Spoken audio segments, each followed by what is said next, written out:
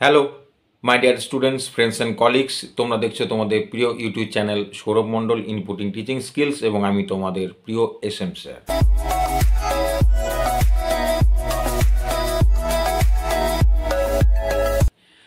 আজকে যে কথাটা বা যে বিষয়টি নিয়ে তোমাদের সামনে উপস্থিত হয়েছি সেটি হলো যে এনসিটি তথা national council for teacher education, যেটা হচ্ছে আমাদের স্ট্যাটিউটরি বডি গভর্নমেন্ট অফ ইন্ডিয়ার, যার দ্বারাই হচ্ছে সমস্ত অল ওভার ইন্ডিয়ার সমস্ত যে টিচার এডুকেশন কোর্সেসগুলি রয়েছে বা ইনস্টিটিউশনগুলি রয়েছে সে তার গাইডলাইনেই চলে এবং তার সমস্ত কিছু জিনিসকে মান্যতা দিতে হয়।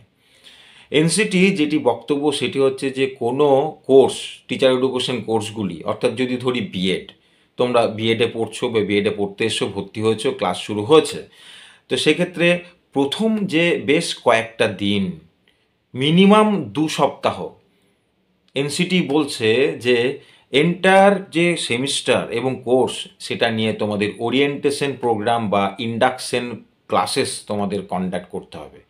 অর্থাৎ প্রাথমিক যে ধারণা, কনসেপচুয়াল যে নলেজ, এন্টার যে সেমিস্টার নিয়ে হোক, এক্সামিনেশন প্যাটার্ন নিয়ে হোক, বা এখানে ইন ফিউচার কী করা যেতে পারে, এন্টার তার অ্যাডভান্সমেন্টটা কিভাবে হবে, অর্থাৎ সামগ্রিক একটা চিত্র যাতে করে লার্নাররা বা স্টুডেন্টরা এটা পরিষ্কার হয়ে যেতে পারে, তার জন্য এই ইন্ডাকশন প্রোগ্রাম বা ওরিয়েন্টেশন প্রোগ্রামগুলি বিএড কলেজগুলি বা ডিএলএড কলেজগুলিতে করা হয়।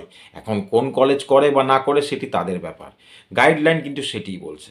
তাই আজকে আবার একটি ইন্ডাকশন ক্লাস বা ওরিয়েন্টেশন ক্লাস নিয়ে তোমাদের সামনে উপস্থিত হলাম। চলো, তোমরা ভিডিওটি যদি ভালো লাগে অবশ্যই লাইক শেয়ার কমেন্ট করবে, আর চ্যানেলটিকে তোমরা সাবস্ক্রাইব করবে এবং বেল আইটেমটা ক্লিক করে রাখবে অল নোটিফিকেশানে, যাতে করে টাইম টু টাইম নোটিফিকেশান তোমাদের কাছে পৌঁছে যেতে পারে। আজকে যে বিষয়টি নিয়ে তোমাদের সামনে উপস্থিত হয়েছি সেটি হলো এন্টার যে বিএড কোর্সে যে এক্সামিনেশন প্যাটার্নটা হয় এবং সেই এক্সামিনেশনটা প্যাটার্নের মধ্যে দিয়ে যে সমস্ত টার্মগুলোকে আমরা ইন ফিউচার দেখতে পাবো, যেমন ফেল যদি হয় তাহলে ফেল কেন হয়, কী হলে ফেল হবে, কত পার্সেন্টেজে ফেল হবে, সাপ্লিমেন্টারি এক্সামিনেশন সেটাই বা কেন হয়, তা সেটাই বা কীভাবে হতে পারে, কোন সময় বিশ্বে সাপ্লিমেন্টারিটা হয়, আমরা এন্টার বিএড কোর্সটার জন্য কত রকমের সুযোগ পেতে পারি ইউনিভার্সিটির কাছ থেকে এক্সামিনেশনের জন্য। তো এই সমস্ত দিকটা তোমাদের কাছে পরিষ্কার একটি চিত্র মেলে ধরবো। ভিডিওটি অত্যন্ত ইনফরমেটিভ, তোমরা এটা মাথায় রাখবে, ক্যারি করে নেবে সবসময়ের জন্য। বিএড কোর্স হচ্ছে 2000 নাম্বারের, অর্থাৎ 500 মার্কস প্রত্যেকটা সেমিস্টার আছে, 2000 মার্কসের এন্টায়ার বিএড কোর্স। সেক্ষেত্রে কোনো সেমিস্টার এক্সাম যখন তোমরা দেবে তখন 500 মার্কসের দেবে।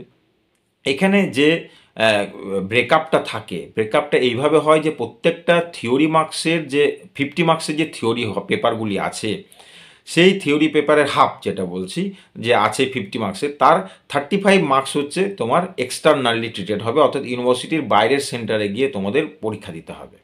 আর রিমেনিং 15 মার্কস হচ্ছে কলেজ তার ইন্টারনালি থিওরি সেই এক্সামিনেশনটা নেবে, যে কোনোভাবেই হোক সেটি তারা অ্যাসাইন করবে। একইভাবে প্র্যাকটিকাম, প্রত্যেকটা প্র্যাকটিকামে যে 25 নাম্বার করে রয়েছে, তো 25 মার্কসের মধ্যে 15 মার্কস হচ্ছে তোমার এক্সটার্নাল যিনি আসবেন তার হাতে 15 মার্কস থাকছে, আর ইন্টারনাল যিনি থাকবেন, ইন্টারনাল যারা থাকছেন কলেজের যারা সম্মানীয় অ্যাসিস্ট্যান্ট প্রফেসর বা অ্যাসোসিয়েট প্রফেসররা থাকছেন, তাদের হাতে 10 মার্কস করে থাকছে।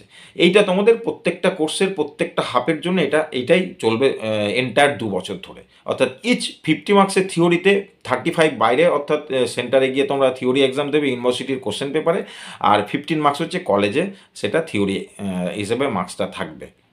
আর প্র্যাকটিকামে হচ্ছে ওই 25-এর মধ্যে 15 এবং 10-এ। এবং তোমরা যখন থিওরি এক্সামটা দিতে যাবে ওখানে, সেখানে কেমন কোশ্চেনের যে ডিভিশনটা থাকবে, মার্কিংটা ডিস্ট্রিবিউশনটা কেমন থাকবে সেটি তোমাদের জেনে রাখা অত্যন্ত দরকার। সেটি হচ্ছে কীরকম, যে 35 মার্কসের জন্য আমরা ওখানে পাবো 3 ধরনের কোশ্চেন পাবো। একটা হচ্ছে 2 মার্কসের কোশ্চেন, আরেকটা হচ্ছে তোমাদের 5 মার্কসের কোশ্চেন, এবং আরেকটা হচ্ছে 10 মার্কসের কোশ্চেন। এবার 2 মার্কসের কোশ্চেনগুলোকে বলা হয় তোমাদের যেটাকে আমরা অবজেক্টিভ টাইপ আমরা এখানে বলি না, এখানে আমাদের বলা হয় ভেরি শর্ট অ্যান্সার টাইপ। কেননা যেহেতু অবজেক্টিভ টাইপ তোমরা জানবে যে এটা মাল্টিপল চয়েস থাকলে বা ট্রু অ্যান্ড ফলস থাকলে ইত্যাদি গোছের থাকলে তবে অবজেক্টিভ টাইপ বলে। কিন্তু এখানে 2 কলম 3 কলম বা 4 কলম মানে লাইন লিখতে হয় ওটার জন্য, সেই জন্য এটাকে very short answer type question বলা হয়। তো এগুলো 2 মার্কস করে তোমাদের অ্যাসাইন করা থাকে। আর শর্ট অ্যান্সার টাইপ হচ্ছে যেখানে 5 মার্কস করে অ্যাসাইন করা থাকে, একটু ইলাবোরেটলি লিখতে হয়, অর্থাৎ ধরো 10 লাইন 12 লাইন এরকম, বা হাফ পাতা বা প্রায় 1 পাতার কাছাকাছি হয়তো হতে পারে, তো সেরকম তোমাদের এখানে লিখতে হয়। সেগুলো হচ্ছে শর্ট অ্যান্সার টাইপ। আরেকটা কোশ্চেন হচ্ছে 10 মার্কসের থাকে, যেটা হচ্ছে তোমাদের এসে টাইপ কোশ্চেন। এখানে মোটামুটি তোমাদের ওই 1.5 পাতা 2 পাতার মতো ডেফিনেটলি লিখতে হবে। তো সেখানে তোমাদের ইলাবোরেটলি লিখতে হবে, এক্সপ্লেনেশনের মোডে তোমাদের ওখানে লিখতে হবে, ডেসক্রিপশন আকারেই করতে হবে ওটা। তো এই যে তোমাদের 3 রকম প্যাটার্নের কোশ্চেন থাকে। এবার 2 মার্কসের কোশ্চেন তোমাদের করতে হয় 5টা আউট অফ 7। 7টা কোশ্চেন ওখানে দেওয়া থাকে, তার মধ্যে তোমাকে 5টা কোশ্চেন 5 কোশ্চেন তোমাকে চয়েস করতে হবে এবং সেটা লিখতে হবে। আর হচ্ছে 5 মার্কসের যে কোশ্চেন বললাম সেটা হচ্ছে শর্ট অ্যান্সার টাইপ। এখানে তোমাদের থাকবে, করতে হবে 3টে, অ্যাটেম্প করতে হবে 3টে আউট অফ 5। 5টা থাকবে, তার মধ্যে তোমাদের 3টে করতে হবে। তাহলে 5 5 3 কত হচ্ছে 15 তাই তো। 5 × 3 হচ্ছে 15 গেল। আর আগেরটা কত ছিল, আগেরটা হচ্ছে তোমার 2 × 5 মানে 10, তাহলে 10 + 15 হচ্ছে 25 হয়ে গেল। রিমেনিং যে 10 মার্কস, তার জন্য কি থাকছে, একটি এসে টাইপ কোশ্চেন তোমাদের করতে হবে, সিলেক্ট করতে হবে। আউট অফ 2 দুটো থাকবে, দুটোর মধ্য থেকে তোমাকে একটি প্রশ্ন বেছে নিতে হবে, উত্তর লিখতে হবে। সেখানে তোমার 10 × 1, অর্থাৎ একটি প্রশ্ন 10 মার্কসে, তাহলে 10 হলো, তাহলে 25 + 10 হচ্ছে মোট 35। এই হচ্ছে তোমার এন্টার কোশ্চেন প্যাটার্ন থাকবে। মোটামুটি যদি আমরা ওয়ার্ড লিমিটের জায়গায় আসি, তাহলে 2 মার্কসের কোশ্চেনগুলি তোমরা 50 ওয়ার্ডসের মধ্যে লিখবে ডেফিনেটলি। আর 5 মার্কসের যে কোশ্চেন অর্থাৎ শর্ট অ্যান্সার টাইপ কোশ্চেন, সেটা তোমরা ডেফিনেটলি 150 ওয়ার্ডের মধ্যে লিখবে, 150 ওয়ার্ডসের মধ্যে লিখবে। আর যেটা হচ্ছে 10 মার্কসের কোশ্চেন অর্থাৎ এসে টাইপ কোশ্চেন, সেটা ওয়ার্ড লিমিট তোমরা ডেফিনেটলি 250 ওয়ার্ডস বা 250 ওয়ার্ডের মধ্যে রাখবে। তার কারণ এটা জেনে রাখা অত্যন্ত গুরুত্বপূর্ণ যে বিএড এক্সামিনেশনের জন্য তোমরা যখন এক্সাম হলে যাবে, তখন যে এক্সামের জন্য যে অ্যান্সার স্ক্রিপ্টটা দেবে, সেখানে কিন্তু এক্সট্রা হিসেবে কোনো পেজ, লুজ সিট আকারে যেটা বলা হয়, সেই পেজ কিন্তু তোমাদের দেবে না, তার ব্যবস্থাই নেই। অর্থাৎ যে পেজটি, যে স্ক্রিপ্টটি তোমাদের দেওয়া হবে, সেটা কিছু পেজে থাকে আর কি, তো সেই পেজের মধ্যেই তোমাকে অ্যান্সার লিখতে হবে, এক্সট্রা কোনো লুজ সিট বা পেজ তোমাকে দেবে না, এটা মাথায় রাখবে। এইবার হচ্ছে যে ফেল এবং পাস এবং সাপ্লিমেন্টারি, তার সিস্টেমটা কীরকমভাবে ইউনিভার্সিটির তার যে স্ট্যাটিউটারি বডিতে যেটা ডিসকাশন করে হয়েছে, এবং সেটাই হচ্ছে রুলস অ্যান্ড রেগুলেশন ইউনিভার্সিটির, সেটি তোমাদের জেনে রাখা ভালো। বিএডে ইন্ডিভিজুয়াল যতগুলো ক্যাটেগরি বললাম, মন দিয়ে শুনবে, ইন্ডিভিজুয়াল যতগুলো ক্যাটেগরি বললাম, অর্থাৎ থিওরি ক্যাটেগরি 2 রকম বললাম, একটা হচ্ছে ইন্টারনাল, একটা হচ্ছে এক্সটার্নাল। আবার প্র্যাকটিকামেও বললাম 2টো ক্যাটেগরি, একটা ইন্টারনাল, একটা এক্সটার্নাল। তাহলে এগুলোকে যদি আলাদা করে ক্যাটেগরি ধরে নিই, প্রত্যেকটা ক্যাটেগরিতেই তোমাকে কিন্তু আলাদাভাবে তোমাকে 40% ক্যারি করতে হবে। অ্যাজ ফর এক্সাম্পল, ধরো কোর্স নাম্বার 1.1.1 যে ফার্স্ট হাফে থিওরি কত 50 মার্কস, ইউনিভার্সিটির যে এক্সাম এক্সটার্নাল, সেটি হচ্ছে থিওরি হচ্ছে 35, আর কলেজের যেটা ইন্টারনাল হিসাবে থিওরি হবে সেটা 15 মার্কস।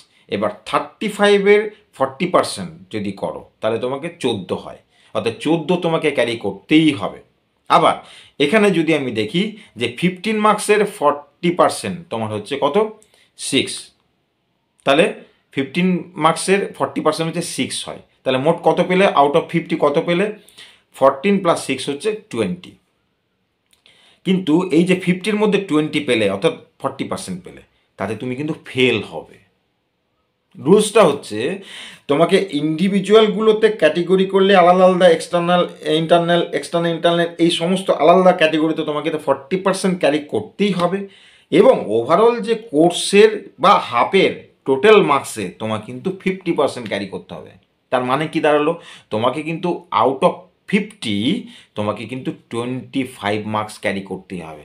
তাহলে যদি কেউ থিওরিতে এক্সটার্নাল যে থিওরি অর্থাৎ ইউনিভার্সিটি পেপারে যদি কেউ 35 মার্কসের মধ্যে 14 পাও, 14 পাও, তাহলে তোমাকে ওখানে অর্থাৎ কলেজে যে 15 নম্বরের ইন্টারনাল এক্সামিনেশনটা হয় থিওরি যা মার্কস দেয়, সেটাতে কিন্তু তোমাকে 11 ক্যারি করতেই হবে।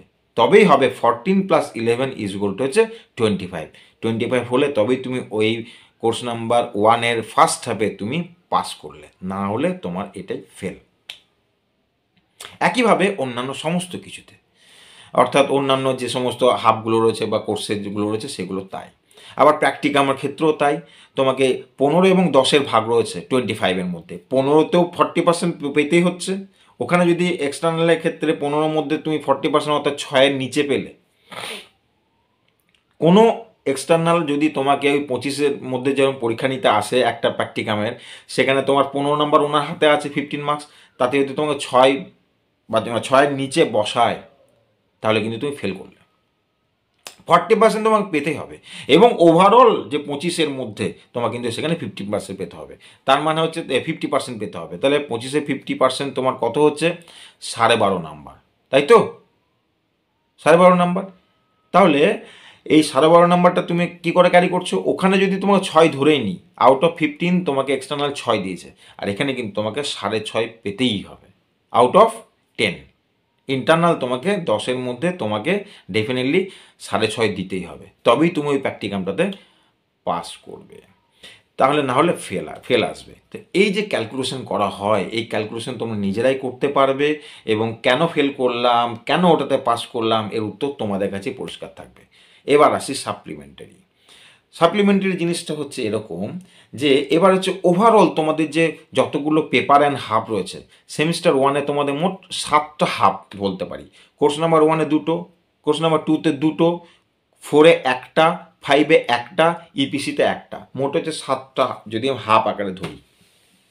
7টা হাফ যদি হয়, সেই 7টা হাফে এখানেও তাই 50%-এর মতোই তোমাকে কিন্তু সবকটাতে পাস করতে হবে। তাহলে 50% মানে হচ্ছে তোমাকে মোটামুটি 3.5 হাফ তোমার পাস করতে হচ্ছে, সেটাকে আমি 4টেই ধরলাম। 4টে আলাদা আলাদা হাফে তুমি যদি পাস করো, তাহলে বাকি 3টেতে যদি তুমি ফেল করো, তবে ওই 3টে যে ফেল করলে সেটি তোমাকে সাপ্লি আকারে বলা হয়। এই 3টে তুমি দিতে পারবে। 3টে হাফ আকারে যদি বলছে, 3টে হাফ তুমি সর্বাধিক দিতে পারবে। তাহলে এই যে যখন তুমি দিতে পারবে, তখন তুমি ওই অনলি ওই পেপারগুলোতেই বসতে হবে। আর যদি তুমি ওই 7টা যে হাফ বললাম, 7টা হাফের মধ্যে তুমি যদি 4টেতেই ফেল হয়, বাকি 3টা তোমার পাস হয়েছে, তাহলে কিন্তু ইউনিভার্সিটি তোমাকে সামগ্রিকভাবে ফেল হিসেবে ট্রিট করবে, এবং নেক্সট যখন তোমার চান্স আকারে দেবে, তখন তোমাকে পুরো থিওরি সমস্ত পেপারগুলি তোমার কিন্তু ওখানে বসতে হবে, এক্সামিনেশন দিতে হবে। তাহলে সাপ্লিমেন্টারি রেজাল্টে যদি থাকে যে সাপ্লিমেন্টারির এগেনস্টে কোনো একটা কোর্সের নাম থাকে, তাহলে সেই পেপারটি দিতে হবে, বা সেই পেপারগুলো দিতে হবে। সেটা সর্বাধিক 3টে আকারে থাকবে। এটা আমি আশা করছি তোমাদের কাছে ক্লিয়ার করতে পারলাম। তাহলে এইভাবে সাপ্লিমেন্টারি তোমাদের হয়ে থাকে, অথবা এইভাবে ফেলটা হয়ে থাকে। এবার হচ্ছে সুযোগ ইউনিভার্সিটি কতবার দেয় তোমাকে। এন্টায়ার বিএড কোর্স হচ্ছে 2 বছরের, মোট সেমিস্টার সংখ্যা হচ্ছে 4টে। তাহলে ইউনিভার্সিটি তোমাকে সর্বাধিক 6টা সেমিস্টার ধরে সুযোগ দেবে, অর্থাৎ 3 বছরের মধ্যে 3 ইয়ার্সের মধ্যে তোমাকে এন্টায়ার বিএড কোর্সটা কমপ্লিট করতে হবে। তাহলে বিএড কোর্স থেকে তুমি ডিসকোয়ালিফাইড বা ডিসকন্টিনিউড হয়ে যাবে, অর্থাৎ আবার তোমাকে পুনরায় একদম ফার্স্ট সেমিস্টার বা কোনো কলেজে নতুনভাবে অ্যাডমিশন নিয়ে তোমাকে আবার বিএড কোর্স করতে হবে কোনো না কোনো সময়, যখন সুযোগ সুবিধা পাবে। তাহলে এর মধ্যেই তোমার কিন্তু বিএড কোর্সটি, এই রেগুলার কোর্সটি তোমাকে কমপ্লিট করতে হবে। এবার সাপ্লিমেন্টারিগুলো কেমন করে হয়? ফার্স্ট সেমিস্টারের যখন এক্সাম হয়, তখনই থার্ড সেমিস্টারের এক্সাম হয়। ফার্স্ট এবং থার্ডকে একসঙ্গে এক্সামিনেশনের ব্যবস্থা ইউনিভার্সিটি মোটামুটি একই সঙ্গে, অথবা তোমার 1-2 দিন গ্যাপে বা ইত্যাদি করে হয় ওটা। আর সেকেন্ড সেমিস্টারের সঙ্গে ফোর্থ সেমিস্টার হয়। তাহলে এবার যদি কেউ ফার্স্ট সেমিস্টারে কোনো কেউ সাপ্লি পাও, তাহলে সে যখন থার্ড সেমিস্টারে তার রেগুলার এক্সামিনেশনটা দেবে, তখনই সে ফার্স্ট সেমিস্টারের যে সাপ্লি বা ফার্স্ট সেমিস্টারের যে ফেল পেপারগুলি রয়েছে, সেগুলি কিন্তু ওই সময় বসার সুযোগ পাবে। আবার সেকেন্ড সেমিস্টারের সঙ্গে সে একইভাবে হচ্ছে ফোর্থ সেমিস্টারেরটা চলবে। এইভাবে তোমরা সুযোগ পাবে। এবার যখন প্রথম যে চান্সটি দেয় সেটাকে বলা হয় সাপ্লিমেন্টারি 1 এক্সামিনেশন। অর্থাৎ ধরো কেউ একজন সাপ্লি পেয়েছো ফার্স্ট সেমিস্টারে কোনো একটা পেপারে, এবার সে ওই সাপ্লিটা দেওয়ার সুযোগ পাচ্ছে থার্ড সেমিস্টারে যখন সে পরীক্ষা দিচ্ছে তখন, তাহলে এই এক্সামিনেশনটা হচ্ছে সাপ্লিমেন্টারি 1। এবার থার্ড যখন হয়ে গেল, এবার তার ঠিক পরেই আবার যখন ফোর্থ সেমিস্টার হয় তখনও কিন্তু তাকে আবার একটা সুযোগ দেবে, সেটিকে বলা হচ্ছে তোমার সাপ্লি 2। এই দুটোই সুযোগ দেয় ইউনিভার্সিটি তোমাকে নেক্সট ক্লিয়ার করার জন্য, যেটি সাপ্লি আছে বা ফেল আছে সেটা ক্লিয়ার করার জন্য, আর সুযোগ দেবে না। অর্থাৎ তুমি বিএড কোর্স থেকে ডিসকন্টিনিউড হয়ে গেলে, এটা তোমাকে মাথায় রাখতে হবে। তো এইগুলো সাধারণত অনেকে জানে না বলে তারা ডিসিশনটা অন্যরকম নিয়ে ফেলে। এই জানাগুলো খুবই দরকার তোমাদের। আজকের ভিডিওটি আবার বললাম প্রচণ্ড ইনফরমেটিভ ছিল, এবং তোমরা বারে বারে এটাকে চালিয়ে এখান থেকে নোট করে নিয়ে রেখে দেবে, যাতে করে তোমাদের ইন ফিউচার আর কোনো রকম ক্লারিফিকেশনের প্রয়োজন না হয়। Best of luck.